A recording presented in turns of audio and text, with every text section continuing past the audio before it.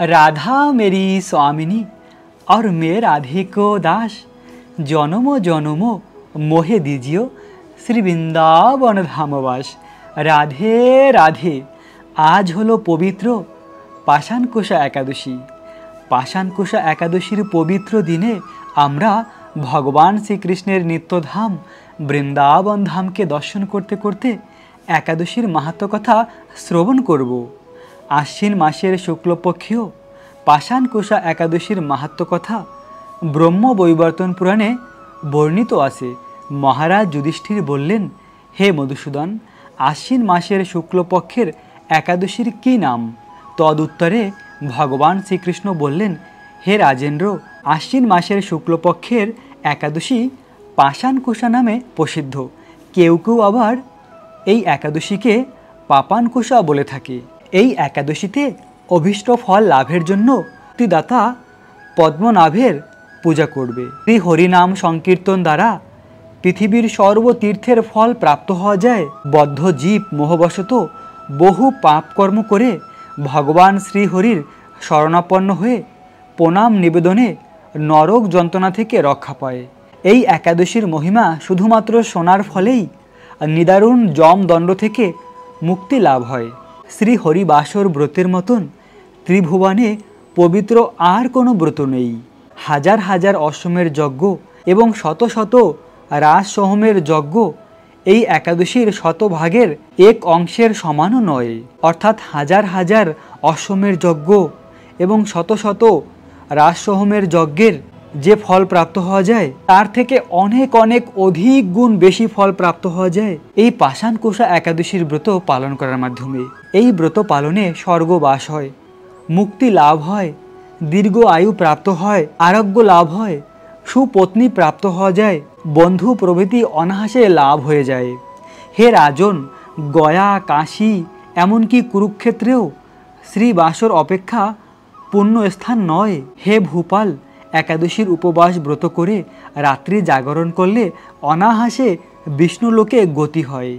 এই পাষাণকোষা ব্রতের ফলে মানুষ সর্বপাপ মুক্ত হয়ে গোলোকে গমন করতে সমর্থ হয়। এই একাদশীর পবিত্র দিনে যিনি স্বর্ণ, তিল, গাভী, অন্ন, বস্ত্র, জল, ছত্র, পাদুকা দান করে তাকে আর যমালয়ে যেতে হয় না। যারা এ সকল পুণ্য কার্য করে না তাদের জীবন কামারশালার পাথরের মতন বিফল।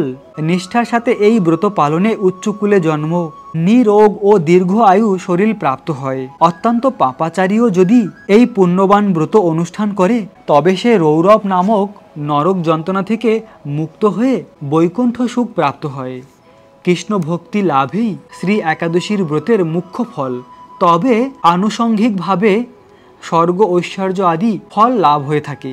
আসলে এই একাদশীর ব্রত পালন করার মুখ্য ফল হলো কৃষ্ণ প্রাপ্তি, ভগবানের নিত্যধাম গোলক বৃন্দাবনে ফিরে যাওয়া। কিন্তু আনুষঙ্গিকভাবে স্বর্গ আদি ঐশ্বর্য লাভ হয়ে থাকে। কিন্তু শুদ্ধ ভক্তরা স্বর্গ আদি ঐশ্বর্য চায় না, তারা শুধু চায় এই জীবনে কৃষ্ণকে প্রাপ্তি। কেননা কৃষ্ণকে প্রাপ্তি করাই পরম সিদ্ধি, বাকি সব কিছু অনিত্য, অল্প দিনের জন্য। কৃষ্ণ প্রাপ্তি হলো নিত্য।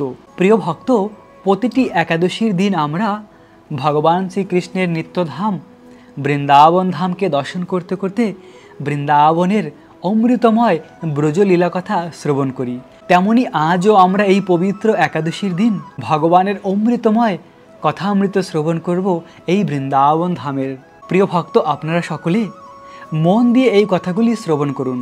কেননা আমাদের জীবনের আনন্দ লাভ করার একমাত্র উৎস হলো ভগবানের কথামৃত শ্রবণ করা।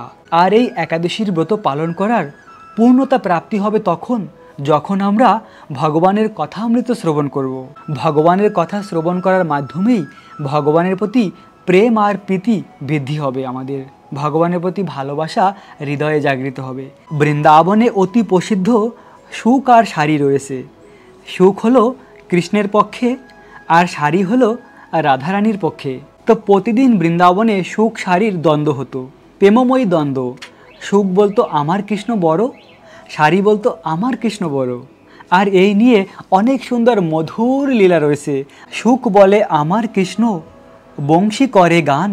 সুখ এভাবে বলল, আমার কৃষ্ণ কদম গাছে উঠে অনেক সুন্দর মধুর সুরে বংশী বাজায় যমুনার ধারে। তখন শাড়ি বলল, হ্যাঁ তুমি সত্য বলেছ, কৃষ্ণ তো বাঁশি অবশ্যই বাজায়, কিন্তু সেই বাঁশির সুরে কি গান করে সেটা তো বলো। তখন শাড়ি বলল, শাড়ি বলে সত্য বচন, বলে রাধার নাম। শাড়ি বলল, তুমি সত্য বলেছ, কৃষ্ণ তো বাঁশি অবশ্যই বাজায়, কিন্তু সেই বাঁশির সুরে কি নাম জপ করে, বলে আমার রাধার নাম। এরপরে আবার শুক বলল, সুখ বলে আমার কৃষ্ণ গিরি ধরেছিল। শুক এভাবে বলল, আমার কৃষ্ণ গিরিরাজ গোবর্ধনকে ধারণ করেছিল। তো শাড়ি বলল, হ্যাঁ হ্যাঁ, কৃষ্ণ তো অবশ্যই গিরিধারী, গিরি গোবর্ধনকে তো কৃষ্ণ ধারণ করেছিল। তখন শাড়ি বলে, আমার রাধা শক্তি সঞ্চারিল। শাড়ি বলল, তোমার কৃষ্ণ তো গিরি ধারণ করেছিল, কিন্তু আমার রাধা শক্তি সঞ্চার করেছিল। আমার রাধার শক্তির মাধ্যমেই তোমার কৃষ্ণ গিরিকে ধারণ করেছিল। তারপর শুক বলল, সুখ বলে আমার কৃষ্ণ চূড়া বামে হইলে। শুক বলল, আমার কৃষ্ণের যে চূড়া রয়েছে তা বাম দিকে হেলে রয়েছে। তখন শাড়ি হেসে দিয়েছে। শাড়ি বলে, আমার রাধার চরণ স্পর্শ পাইল। শাড়ি বলল, তোমার কৃষ্ণ বাম দিকে তার চূড়া কি জন্য হেলে আছে জানো? আমার রাধার চরণ স্পর্শ করার জন্য। তো এবার শুক মনে মনে চিন্তা করলো। তো শুক বলল, এবার আমাকে যশোদা মাকে নিয়ে আসতে হবে। তো শুকও বলে, আমার কৃষ্ণ যশোদারও জীবন। শাড়ি বলে, আমার রাধা জীবনেরও জীবন। শাড়ি বলল, হ্যাঁ হ্যাঁ, তোমার কৃষ্ণ অবশ্যই যশোদার জীবন, কিন্তু আমার রাধা তোমার সেই জীবনেরও জীবন, কারণ যশোদা মায়ের জীবন হলো কৃষ্ণ, আর কৃষ্ণের জীবন রাধারানী, তাই আমার রাধা হলো তোমার জীবনেরও জীবন। এরপরে শুক বলে, আমার কৃষ্ণ জগত চিন্তামণি। শাড়ি বলে, আমার রাধা প্রেমপদায়িনী। শাড়ি বলে, হ্যাঁ তোমার কৃষ্ণ অবশ্যই জগৎ চিন্তামণি হতে পারে, কিন্তু আমার রাধা হলো প্রেমপদায়িনী। চিন্তামণি দিয়ে কি করবে তুমি? প্রেম বিনা জগতে সবকিছু বৃথা।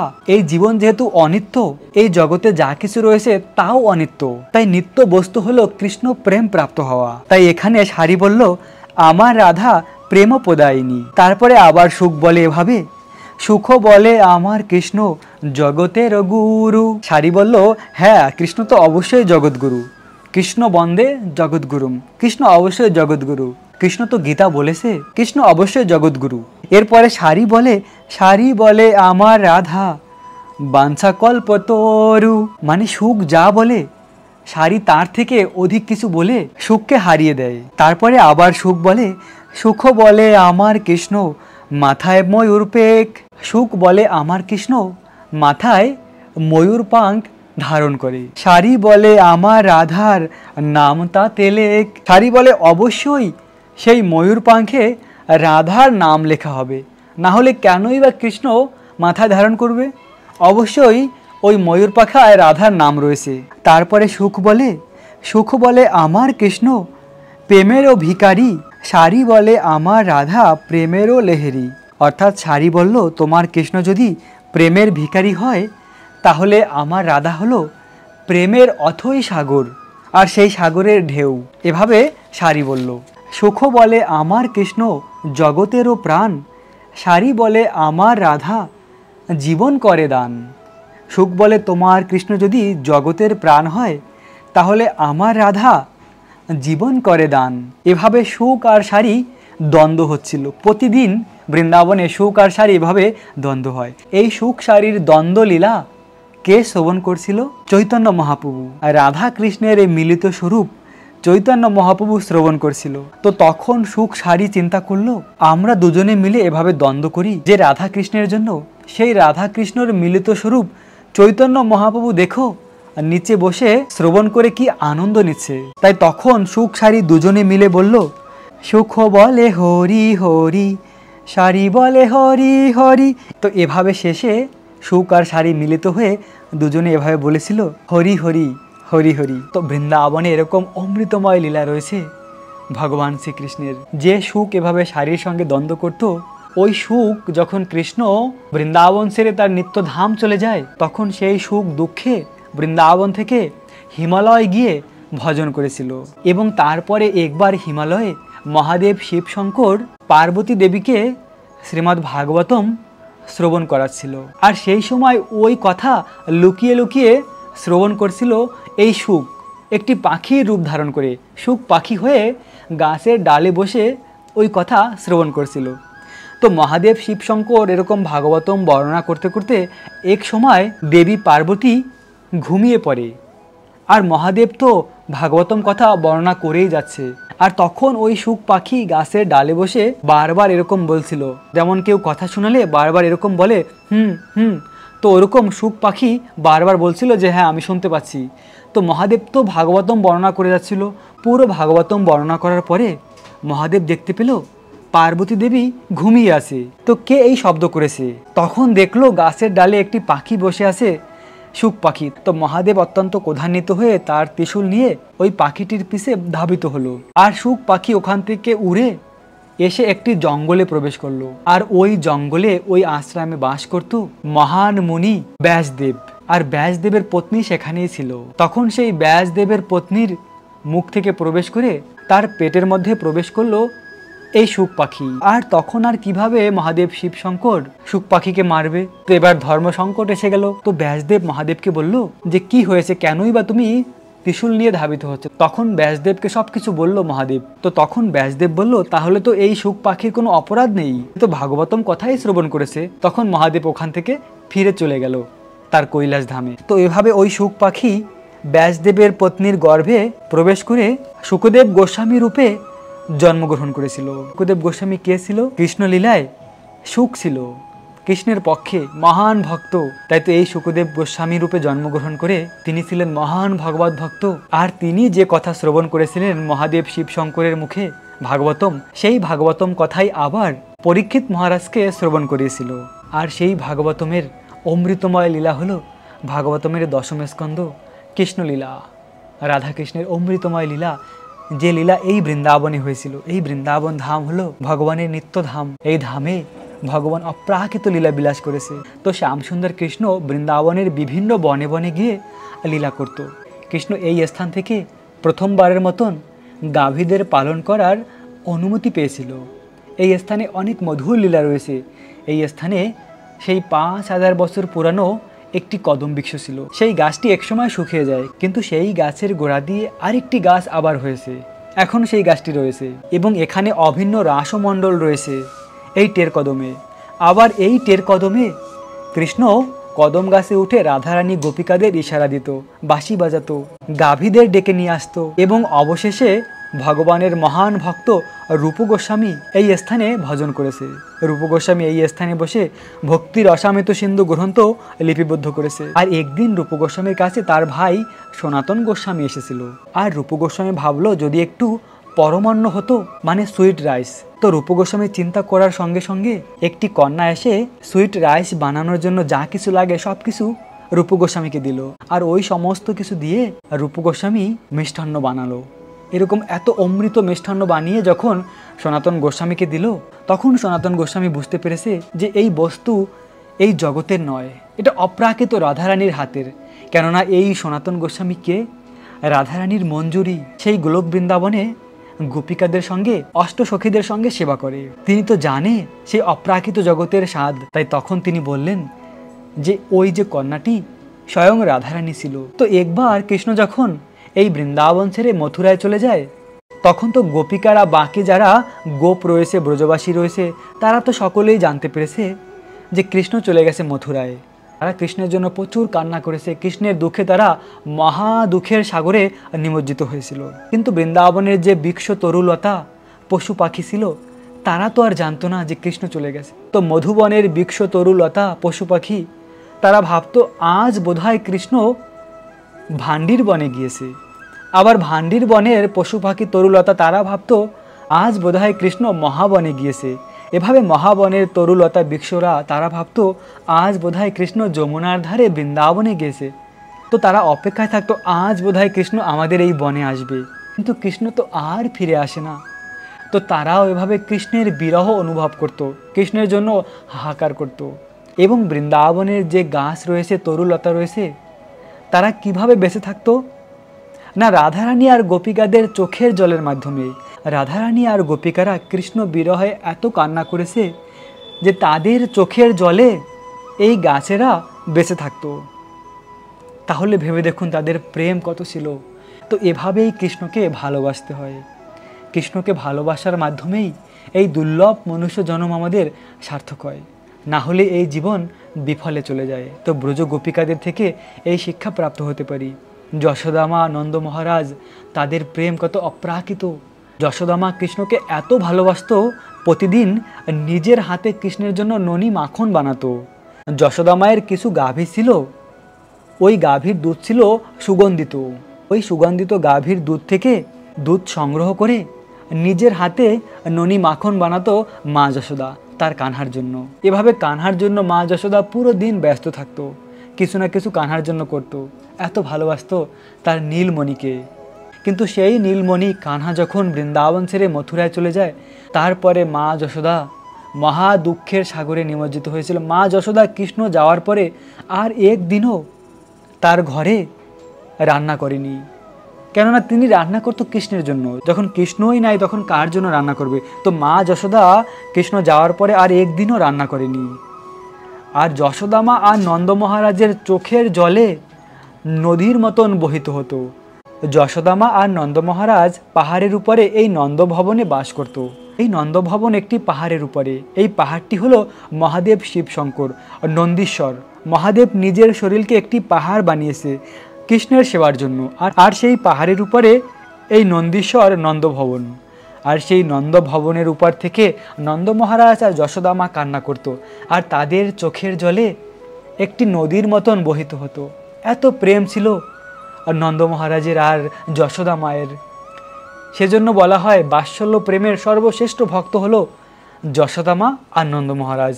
এমনকি দেবকী মা আর বসুদেবের থেকেও আরও শ্রেষ্ঠ এই নন্দ মহারাজ আর যশোদামা। এবং সর্বশ্রেষ্ঠ ভক্ত হলো ব্রজ গোপিকারা। আর তার চূড়ামণি হলেন বিশ্বভানু নন্দিনী রাধারানী, রমণীর শিরোমণি রাধারানী, অষ্টসখীর শিরোমণি রাধারানী, কৃষ্ণ প্রেম প্রদায়িনী রাধারানী। আর সেই রাধারানীর কৃপা প্রাপ্ত হওয়া যায় রাধারানীর শিক্ষাকে গ্রহণ করার মাধ্যমে। রাধারানীর কি শিক্ষা? না, সেই কৃষ্ণ আর রাধারানী মিলিত স্বরূপ হলো চৈতন্য মহাপ্রভু। আর চৈতন্য মহাপ্রভু ব্রজের রাধাকৃষ্ণকে প্রাপ্ত করার শিক্ষা দিয়েছে। কৃষ্ণকে প্রাপ্ত করার, গোলক বৃন্দাবন ধাম প্রাপ্ত করার একমাত্র উপায় হলো ভগবানকে ভালোবেসে ভগবানের দিব্য নাম জপ করা। গোলকেরও প্রেমধন হরিনাম সংকীর্তন। সেই গোলক বৃন্দাবনের প্রেমধন ভগবানের দিব্য নাম। ভগবানের নাম আর ভগবান অভিন্ন। ভগবান তার সর্বশক্তি নামের মধ্যে প্রদান করেছে। সেই নাম জপ করলেই আমরা কৃষ্ণকে প্রাপ্ত হতে পারি। সেই নাম কি? হরে কৃষ্ণা কৃষ্ণ কৃষ্ণ হরে হরে, হরে রাম রাম রাম হরে হরে। এই মহামন্ত্র রাধা আর কৃষ্ণ থেকে অভিন্ন। এই মন্ত্র জপ করার মাধ্যমে আমরা এই জীবনে অবশ্যই কৃষ্ণকে প্রাপ্ত হতে পারি। তাই তো প্রিয় ভক্ত, প্রতিটি একাদশীর ব্রত পালন করুন, ভগবানকে হৃদয় থেকে ভালোবাসুন। একাদশীর দিন ব্রহ্ম মুহূর্তে ঘুম থেকে উঠে স্নান করে তুলসী মহারানীর পূজা করুন, তুলসী মহারানীর আরতি করুন, ভগবান কৃষ্ণের পূজা করুন, কৃষ্ণের চরণে তুলসী অর্পণ করুন। একাদশীর পুরো দিন এভাবে বৃন্দাবন ধামকে দর্শন করুন, কৃষ্ণের কথামৃত শ্রবণ করুন। আর একাদশীর দিন শুধুমাত্র ফল আর জল আহার করে একাদশীর ব্রত পালন করুন। একাদশীর পরের দিন নির্দিষ্ট সময় পালন করে একাদশীর ব্রতকে সম্পূর্ণ করবেন। একাদশীর পরের দিন সকালে একটি নির্দিষ্ট সময় রয়েছে পালন করার। ওই সময় আমাদের পালন করে একাদশীর ব্রতকে সম্পূর্ণ করতে হয়। তো এখন আমরা একাদশীর পালনের সময়সীমা জেনে নেব। বাংলাদেশের ভক্তরা একাদশীর পালন করবেন সকাল 5টা 58 থেকে 9টা 42-এর মধ্যে। পশ্চিমবঙ্গের পালনের সময় সকাল 5টা 30 থেকে 9টা 26-এর মধ্যে। দিল্লির পালনের সময় সকাল 6টা 15 থেকে 10টা 11-এর মধ্যে। বৃন্দাবনের পালনের সময় সকাল 6টা 13 থেকে 10টা 9-এর মধ্যে। উত্তরপ্রদেশের পালনের সময় সকাল 6টা 1 থেকে 9টা 7:50-এর মধ্যে। মুম্বাই মহারাষ্ট্রের পালনের সময় সকাল 6টা 29 থেকে 10টা 27-এর মধ্যে। পুনে মহারাষ্ট্রের পালনের সময় সকাল 6টা 25 থেকে 10টা 23-এর মধ্যে। নাগপুর মহারাষ্ট্রের পাওনের সময় সকাল 6টা 5 থেকে 10টা 3-এর মধ্যে। চেন্নাই তামিলনাড়ুর পাওনের সময় সকাল 5টা 58 থেকে 9টা 57-এর মধ্যে। ভুবনেশ্বর উড়িষ্যার পাওনের সময় সকাল 5টা 38 থেকে 9টা 36-এর মধ্যে। ঝাড়খণ্ডের পাওনের সময় সকাল 5টা 40 থেকে 9টা 37-এর মধ্যে। বিহারের পাওনের সময় সকাল 5টা 40 থেকে 9টা 37-এর মধ্যে। ছত্তিশগড়ের পাওনের সময় সকাল 5টা 54 থেকে 9টা 51-এর মধ্যে। শিলং মেঘালয়ের পাওনের সময় সকাল 5টা 15 থেকে 9টা 12-এর মধ্যে। গুয়াহাটি আসামের পাওনের সময় সকাল 5টা 16 থেকে 9টা 13-এর মধ্যে। আগরতলা ত্রিপুরার পাওনের সময় সকাল 5টা 17 থেকে 9টা 14-এর মধ্যে। মিজোরামের পাওনের সময় সকাল 5টা 10 থেকে 9টা 7-এর মধ্যে। মণিপুরের পাওনের সময় সকাল 5টা 7 থেকে 9টা 4-এর মধ্যে। নাগাল্যান্ডের পাওনের সময় সকাল 5টা 5 থেকে 9টা 2-এর মধ্যে।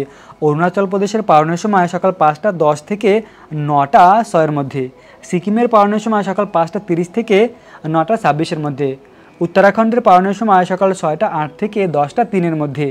হিমাচল প্রদেশের পাওনের সময় সকাল 6টা 16 থেকে 10টা 11-এর মধ্যে। পাঞ্জাবের পাওনের সময় সকাল 6টা 23 থেকে 10টা 19-এর মধ্যে। হরিয়ানার পাওনের সময় সকাল 6টা 19 থেকে 10টা 15-এর মধ্যে। রাজস্থানের পাওনের সময় সকাল 6টা 28 থেকে 10টা 24-এর মধ্যে। গুজরাটের পাওনের সময় সকাল 6টা 35 থেকে 10টা 32-এর মধ্যে। মধ্যপ্রদেশের পাওনের সময় সকাল 6টা 8 থেকে 10টা 5-এর মধ্যে। হায়দ্রাবাদ তেলেঙ্গানার পাওনের সময় সকাল 6টা 6 থেকে 5টা 5-এর মধ্যে। বিশাখাপত্তনম অন্ধ্রপ্রদেশের পাওনের সময় সকাল 5টা 48 থেকে 9টা 46-এর মধ্যে। গোয়ার পাওনের সময় সকাল 6টা 23 থেকে 10টা 22-এর মধ্যে। ব্যাঙ্গালোর কর্ণাটকের পাওনের সময় সকাল 6টা 9 থেকে 10টা 8-এর মধ্যে। কেরালার পাওনের সময় সকাল 6টা 12 থেকে 10টা 12-এর মধ্যে। জম্মু কাশ্মীরের পাওনের সময় সকাল 6টা 26 থেকে 10টা 21-এর মধ্যে। আন্দামান নিকোবরের পাওনের সময় সকাল 6টা 8 থেকে 9টা 8-এর মধ্যে। নেপালের পাওনের সময় সকাল 5টা 57 থেকে 9টা 54-এর মধ্যে।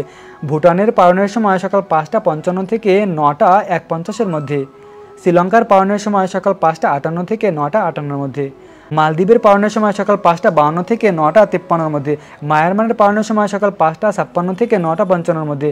পাকিস্তানের পাওনের সময় সকাল 6টা 4 থেকে 9টা 8:50-এর মধ্যে। মালয়েশিয়ার পাওনের সময় সকাল 6টা 59 থেকে 11টা 1-এর মধ্যে। সিঙ্গাপুরের পাওনের সময় সকাল 6টা 50 থেকে 10টা 52-এর মধ্যে।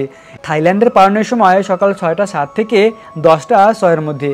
কলম্বিয়ার পাওনের সময় সকাল 5টা 49 থেকে 9টা 49-এর মধ্যে।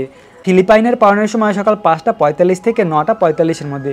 তাইওয়ানের পাওনের সময় সকাল 5টা 47 থেকে 9টা 43-এর মধ্যে। জাপানের পাওনের সময় সকাল 5টা 38 থেকে 9টা 42-এর মধ্যে। দক্ষিণ কোরিয়ার পাওনের সময় সকাল 6টা 30 থেকে 10টা 23-এর মধ্যে। বেলজিয়াম চীনের পাওনের সময় সকাল 6টা 13 থেকে 10টা 6-এর মধ্যে। হংকংয়ের পাওনের সময় সকাল 6টা 15 থেকে 10টা 13-এর মধ্যে। অস্ট্রেলিয়ার পাওনের সময় সকাল 5টা 37 থেকে 9টা 47-এর মধ্যে। আর নিউজিল্যান্ডের পাওনের সময় সকাল 7টা 47 থেকে 11টা 3-এর মধ্যে। দুবাই আবুধাবির পাওনের সময় সকাল 6টা 15 থেকে 10টা 8-এর মধ্যে। সৌদি আরবের পাওনের সময় সকাল 5টা 46 থেকে 9টা 43-এর মধ্যে। বাহরাইনের পাওনের সময় সকাল 5টা 31 থেকে 9টা 27-এর মধ্যে। কুয়েতের পাওনের সময় সকাল 5টা 42 থেকে 9টা 38-এর মধ্যে। কাতারের পাওনের সময় সকাল 5টা 27 থেকে 9টা 24-এর মধ্যে। উমানের পাওনের সময় সকাল 5টা 59 থেকে 9টা 56-এর মধ্যে। জর্ডানের পাওনের সময় সকাল 6টা 32 থেকে 10টা 27-এর মধ্যে। এই ছিল পৃথিবীর অনেক স্থানের পালনের সময়সীমা। প্রিয় ভক্ত, এই সময় মতন আপনারা সকলে পালন করে একাদশীর ব্রতকে সম্পূর্ণ করবেন। একাদশীর পালনের মন্ত্র আমি ভিডিওর নিচে প্রদান করব, ওখান থেকে দেখে নেবেন। একাদশীর পালন করার আগে ভগবানের কাছে প্রার্থনা করে ব্রাহ্মণকে ভোজন করিয়ে তারপরে এভাবে পালন করতে হয়। তো একাদশীর পালন করে একাদশীর ব্রতকে সম্পূর্ণ করুন, ভগবানের কাছে প্রার্থনা করুন যে হে ভগবান, যা কিছু ভুল ত্রুটি হয়েছে সব কিছু ক্ষমা করে দিয়ে এই একাদশীর সম্পূর্ণ ফল আমাকে প্রদান করুন। এভাবে ভগবান হলো ভাবাগ্রহী জনার্দন। ভগবান ভক্তের ভাব, ভক্তের প্রেমকে গ্রহণ করে। তো আপনাদের সরল হৃদয়ের ভালোবাসাকে ভগবান গ্রহণ করবে। প্রিয় ভক্ত, আমি দীর্ঘকাল ধরে হোমিওপ্যাথি মেডিসিনের প্র্যাকটিস করি, সব ধরনের রোগের চিকিৎসা প্রদান করি। তো যে সকল ভক্তরা হোমিওপ্যাথি মেডিসিনের চিকিৎসা নিতে চান, আমি ভিডিওর নিচে নাম্বার প্রদান করব, ওখান থেকে নাম্বার নিয়ে আমার এই নাম্বারে কল করে আপনাদের সমস্যার কথা জানাতে পারেন। তো কুরিয়ারের মাধ্যমে আপনাদের ঘরে ওষুধ পাঠানোর ব্যবস্থা করা হবে। তো এভাবে হোমিওপ্যাথি চিকিৎসার মাধ্যমে ইতিমধ্যেই অনেক ভক্ত সুস্থ হয়েছে, অনেক কঠিন কঠিন রোগ থেকে মুক্ত হয়েছে। তাই আপনারা যদি হোমিওপ্যাথি মেডিসিনের চিকিৎসা নিতে চান তাহলে আমার এই নাম্বারে যোগাযোগ করুন। আশা করি আপনারা সকলে এই পবিত্র একাদশীর ব্রত পালন করে ভগবানের বিশেষ কৃপা প্রাপ্ত করবেন। রাখবেন নিজেদের অনেক অনেক যত্ন, থাকবেন কৃষ্ণ ভাবনাময়। রাধে রাধে।